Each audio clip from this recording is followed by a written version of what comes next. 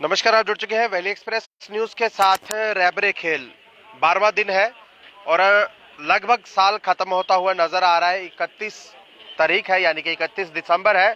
लोग खुशियां मना रहे हैं और भारतीय जनता पार्टी के लोग भी कहीं ना कहीं इस वक्त आए थे बीच में, लेकिन यहां से निकल के इस वक्त चले गए। और ये लोग आज रात कहीं ना कहीं आज यहीं पर रहेंगे। देखिए, मेरे पीछे जो आपको मोबाइल लाइट्स दिख रही हैं, ये रैबरे खेल के वो फिजिकल टीचर है जो लगातार 12 दिन से यहां पर प्रदर्शन कर रहे हैं। प्रदर्शन इसलिए ताकि भारतीय जनता पार्टी के ऑफिस के बाहर है, क्योंकि इनडायरेक्टली सरकार इनकी है और सरकार होने के बाद भी ये कुछ कर नहीं पा रहे। कर क्यों नहीं पा रहे, ये कारण क्या है? इन्होंने लगातार कमेटियां बनाई, कमेटियों का गठन किया गया, लेकिन उन कमेटियों से कुछ निकलता हुआ नजर नहीं आया। लगातार मैं आपको बता दूं, कमेटियों का गठन इन्होंने जरूर किया, लेकिन उन कमेटियों से कुछ भी निकलता हुआ नजर नहीं आया। ये रैबरे खेल फिजिकल एजुकेशन टीचर्स है और लगातार ये यहाँ पर प्रदर्शन करते हुए आपको कहीं ना कहीं नजर आएंगे। और इस वक्त ये जो मोबाइल लाइट्स आपको पीछे दिख रही हैं, ये देखिए, ये जो मोबाइल लाइट्स आपको पीछे मेरे दिख रही हैं, कहीं ना कहीं ये सभी के सभी वो टीचर्स हैं जो कल तक बच्चों को आश्वासन सिखाते थे, बच्चों को कहीं ना कहीं एक बच्चे तैयार कर कर जो है वो कहीं ना कहीं भेजते थे। स्कूलों में ये लोग लगे हुए हैं, लगातार जो है ये प्रदर्शन यहाँ पर करते हुए आपको नजर आएंगे। धीरज कहीं ना कहीं रैबरे खेल फिजिकल एजुकेशन टीचर मेरे साथ जुड़ेंगे, धीरज से बात करूंगा। आखिरकार धीरज, आज यहाँ कहीं ना कहीं आज रात को इनका कहना है कि आज रात को हम यहीं पर रहेंगे। अगर धीरज जी, आज रात का क्या फैसला है? लोग खुशियां मना रहे हैं, लोग कहीं ना कहीं नए साल का वेलकम कर रहे हैं। यहाँ भारतीय जनता पार्टी के ऑफिस के बाहर आप क्या करेंगे? आप सर बैठे हैं, देखें आज हमने रोशनी दिखाने की कोशिश की है। आपने 2 दिन पहले देखा, हमने शव यात्रा भी निकाल ली। आज फिर से हमने एडमिनिस्ट्रेशन को एक रोशनी दिखाने की कोशिश की है कि हमें आगे पीछे सिर्फ अंधेरा दिखाई दे रहा है। हमारी बात सुने, हम किसके पास जाएं, क्या करें। तो इसलिए मैं कह रहा हूँ कि सर जैसे मर्जी करके ये एडमिनिस्ट्रेशन तक हमारी बात पहुंचाई जाए, हाथ जोड़ के गुजारिश है, क्योंकि और हमारे से बर्दाश्त नहीं हो रहा है। आज बड़ा एक कैंडल मार्च किया हमने, एक मतलब कि पीसफुली। रोड भी आपने देखा होगा बिल्कुल खुला रहा, ट्रैफिक आज चल रही थी और बिल्कुल पास से यहाँ पे आए हम थोड़ी सी दूरी पर यहाँ पर लोगों का जमावड़ा लगा हुआ है।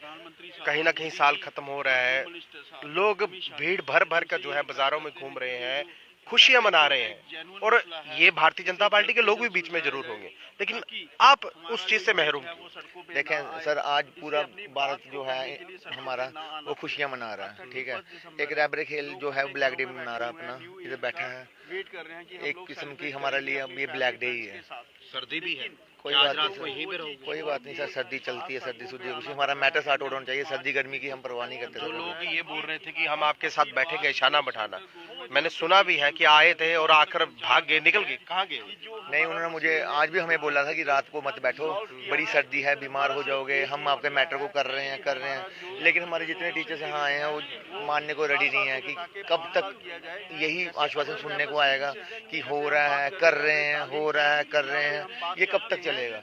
हमें एक रिटर्न आदत दे दे जो हम कब से मांग रहे हैं, हम यहाँ से उसी समय चल जाएंगे सर। हम किसी को तंग करने नहीं यहाँ बैठे हुए, उसी समय हम यहाँ से चल जाएंगे। मुझे एक चीज और पूछूंगा, जिस तरह से अभी एक मीटिंग हुई है 29 तारीख को केंद्र में, यहाँ का कार्यभार बताया गया कि जम्मू कश्मीर में क्या हुआ है, उनमें भी आप छोड़िए, जो भी जितने भी एम्प्लॉइज यहाँ पर प्रदर्शन करने के लिए बैठे हुए हैं, किसी का नाम तक नहीं लिया। सर यही तो बात है, सेंटर में बात क्यों नहीं बताते हैं ये? सेंटर में आप बताएं सर, नेशनल मीडिया में कवरेज कोई नहीं करता यहाँ पे। मतलब यहाँ की कोई बात बाहर बताई ही नहीं जाती है, तो उनको किस तरह से पता चलेगा कि क्या हो रहा है लोगों को? उनको क्या पता है एडमिनिस्ट्रेशन को कि 12 दिन यहाँ पे हम रैबरे खेल टीचर्स ने कैसे काटे हैं? किसी को एहसास है? हमारे बूढ़े माँ बाप, हमारे बच्चे वहाँ पे घरों में वेट कर रहे हैं आज हमारा। इन लोग जो 20 डिस्ट्रिक्टों से आए हुए हैं, इनके छोटे छोटे बच्चे हैं, बूढ़े माँ बाप हैं, किसी को कुछ हो जाए पीछे से टेंशन से ही इनकी खुद 4000 सैलरी है, पैसे खत्म हो चुके हैं इनके पास। रो रही है टीचर्स हमारे, रो रहे हैं। बताओ बताओ कैसे होगा ये सब। देखिए वही चीज मैंने फिर से बोलूंगा, 125 रुपए पर डे के हिसाब से कहीं ना कहीं इनको दिया जा रहा है, लेकिन फायदा कुछ नहीं। ये क्षमा लेके आप खड़े हैं, इस क्षमा से क्या कहेंगे आप? बस गवर्नमेंट को जगा रहे हैं कि आप होश में आ जाओ कि हमारे साथ क्या कर रहे हो आप। हम बड़े सफ़र कर रहे हैं, 4 साल से हम सफ़र कर रहे हैं, 4 साल से हम आपको यही कह रहे हैं कि हमारी मांगों को पूरा कीजिए। हम एक ट्रांसपेरेंट की तरह आए हैं, हमने बहुत एग्ज़ाम दिया है, बाज़ाब्ता एडवर्टाइजमेंट ली है, इसके अलावा क्या कहें। लेकिन फ्रीज करने की बात की जा रही है।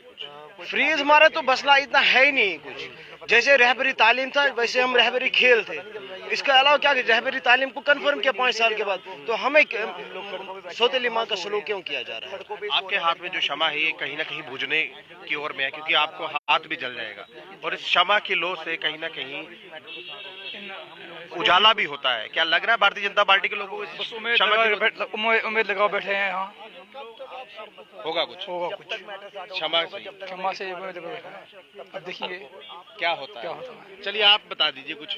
सर क्या बताइए, वो ये कहानी बन गई है भेड़ और भेड़िया की। हम बार बार इसी कहानी को बार बार दोहराते हैं कि सर ऐसा हो गया, 4 साल 5 साल 7 साल, बार बार ये कहानी हम बताते रहते ये हैं। आपने भेड़ और भेड़िया की जो बात कही, मैं एक चीज आपसे पूछूंगा। भेड़ और भेड़िया की आपने बात की, इन्होंने कहा पहली कहीं ना कहीं आपको पक्का किया जाएगा, पहली 5 साल का।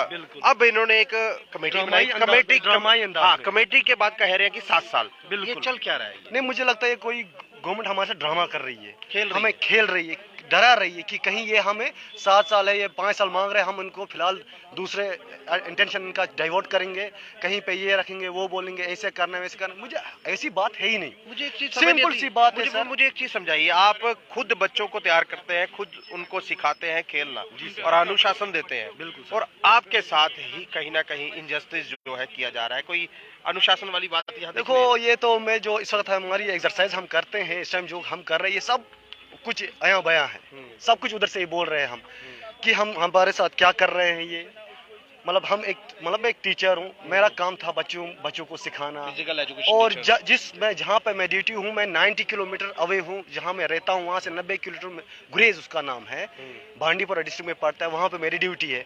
जहाँ पे मैं किराए पे रहता हूँ वहाँ पे मैं 3000 पे करता हूँ, फेयर देता हूँ जिस घर में बैठता हूँ, क्योंकि वहाँ हम रहते थे, लेकिन वहाँ से हमको वॉकआउट किया है थ्रू किशनगंगा, फिर हमें दूसरी जगह जाना पड़ा जो 90 किलोमीटर वहाँ जहाँ मैं ड्यूटी वहाँ से दूर है। कमाते हैं वो सारा किराए में उड़ाते हैं। सारा ना उसका 4 टाइम जाता है सर, 4 टाइम जाता है, खाना पकाना, रेंट, सब कुछ इसी पे एडजस्ट करना पड़ता है।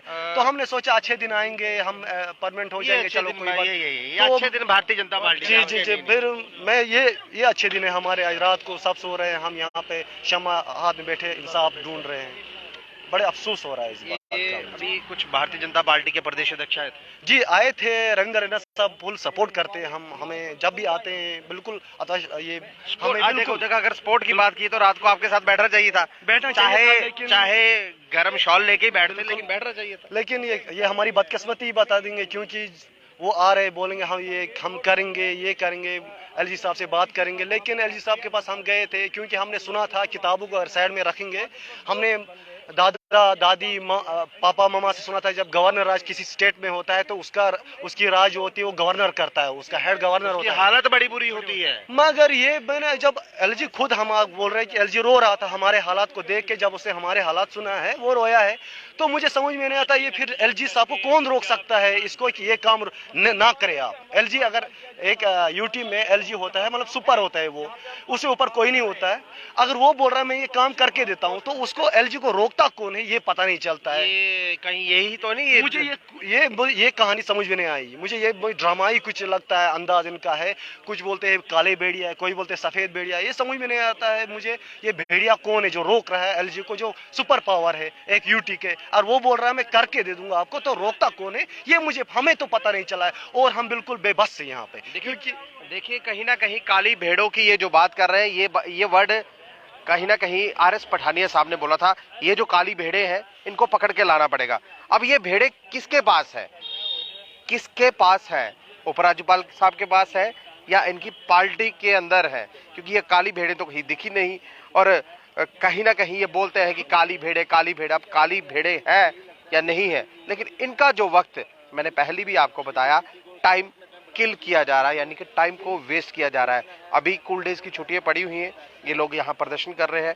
जब स्कूल लग जाएंगे इनको प्रेशराइज किया जाएगा कि आप अपनी अपनी नौकरी पे वापस जाइए, नहीं तो आपको बाहर का रास्ता दिया जाए। चलो बाहर का रास्ता नहीं, सैलरी जरूर काटी जाएगी। 125 रुपया पर डे जो इनको मिलता है उसमें से भी सैलरी ये लोग काटेंगे, क्योंकि ये है नया जम्मू कश्मीर और ये है नए जम्मू कश्मीर की दास्तान। क्योंकि ये जो दास्तान मैं आपको बता रहा हूँ, आज रात 31 दिसंबर है और देश पूरा जो है साल को अलविदा कह रहा है, और ये लोग साल को अलविदा कहने की बजाय उसी साल के आखिरी दिन में यहाँ पर जो है वो प्रदर्शन कर रहे हैं, क्षमा हाथ में लेके। अब ये क्षमा बुझने से पहले क्या उपराज्यपाल साहब के पास कोई मैसेज या कोई बात जाएगी ताकि इनका जो है मसला हल हो पाएगा? लगता तो नहीं है, क्योंकि बड़े बड़े ओहदे पर जो लोग बैठे हुए हैं वो नीचे देखना नहीं चाहते कि आखिरकार हो क्या रहा है। ये देखिए मायूस चेहरे।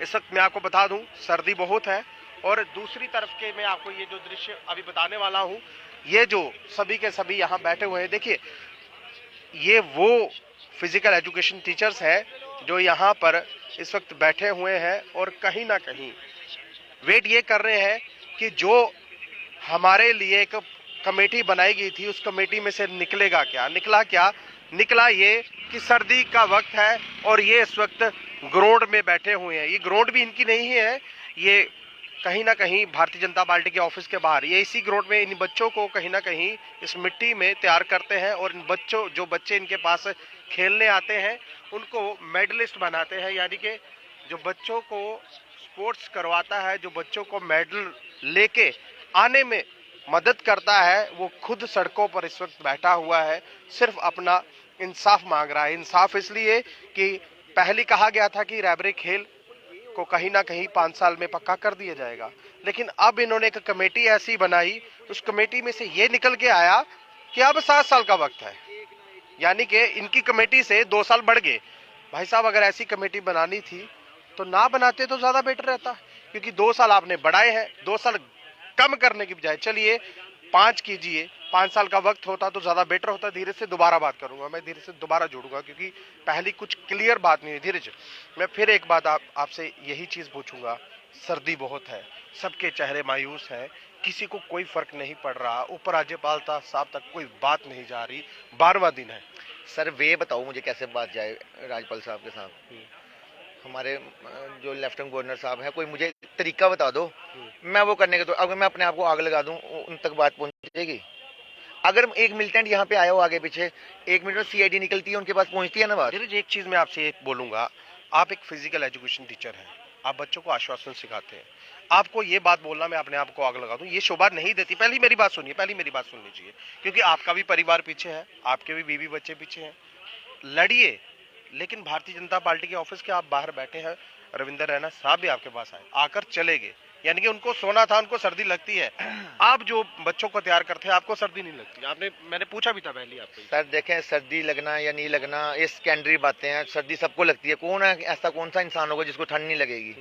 सर्दी सबको लगती है, लेकिन हम अपने परिवारों के लिए ना, अब आप बोल रहे थे ना ऐसी बात नहीं बोलनी चाहिए, मुझे तरीका नहीं मिल रहा सर कि उनके साथ उनके तक बात पहुंचाने का। जो आपके कंधे पे हाथ रख के बोलते थे धीरज हो जाएगा हो जाएगा, वो आज भी बोल रहे हैं, वो तो अभी भी बोल रहे हैं, आज भी बोला उन्होंने, आज भी बोला वही बात 10 दिन। हाँ, लेकिन देखो वो अपने से 100% अपने एफर्ट लगा रहे हैं, लेकिन एफर्ट इस तरह से नहीं चलेंगे ना काम। आश्वासनों से और सिर्फ बातें बोल के कंधे पे हाथ रख के काम नहीं चलेगा। आश्वासन से किसी का पेट नहीं भरता।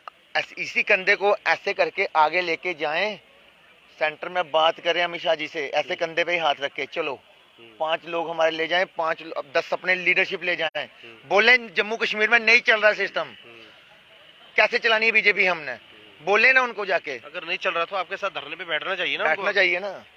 बैठे थे, पठानी साहब आए थे, बैठे थे हमारे साथ, रैना साहब भी आके यहाँ पे बोल के गए हैं, लेकिन मुद्दा यही है, अगर काम करवाना है तो बाजू पकड़ो, चलो, हाथ पकड़ के ले जाओ, हाथ पकड़ के ले जाओ, हमें हम करवा के देंगे। वो होगा ना काम। जो इनडायरेक्टली अभी काम नहीं करवा पा रहे, क्या गारंटी है कि अगर गलती से जीत गए या सीएम बन गए या आपकी बात सुनेंगे? सुनेंगे क्यों नहीं, सुननी पड़ेगी।